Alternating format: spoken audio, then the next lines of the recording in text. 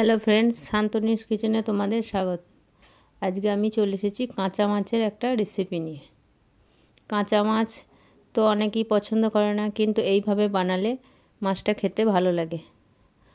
আমরাও কাঁচা মাছ খেতে পছন্দ করি না, কিন্তু এইভাবে বানিয়ে দেখেছি, মাছটা সত্যি খেতে খুব সুন্দর হয়। তাই মাছটা বানানোর জন্য আমি একটা বাটি নিয়ে নিয়েছি। বাটির মধ্যে দু পিস মাছ আমি দিয়ে দিয়েছি।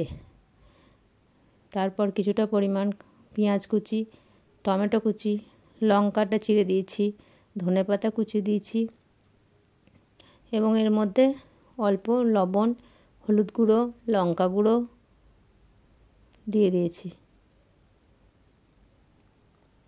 তারপর পরিমাণ মতো আমি জল দিয়ে দেব।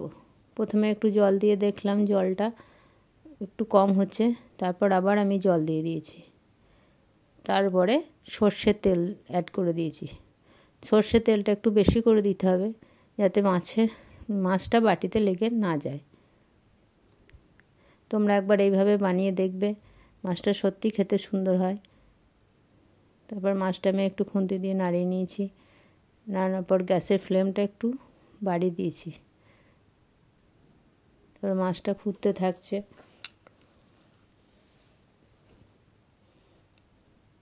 এবার ফুটতে আমি আবার কিছুটা পরিমাণ লবণ দিয়ে দিয়েছি। তারপর যখন দেখলাম যে মাছটা এক পিঠ হয়ে গিয়েছে, মাছটা আবার উল্টে দিয়েছি। উল্টে দিয়ে খুন্তি দিয়ে আবার ভেঙে দিয়েছি। ভেঙে দেওয়ার পরে গ্যাসের ফ্লেমটা কমিয়ে দিয়েছি।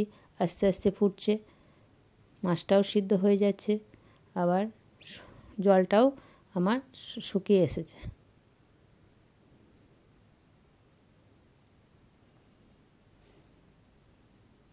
এইভাবে কিছুক্ষণ হওয়ার পর দেখো মাছটা প্রায় আমার হয়ে এসেছে। 2-4 মিনিট নাড়াচাড়া করার পর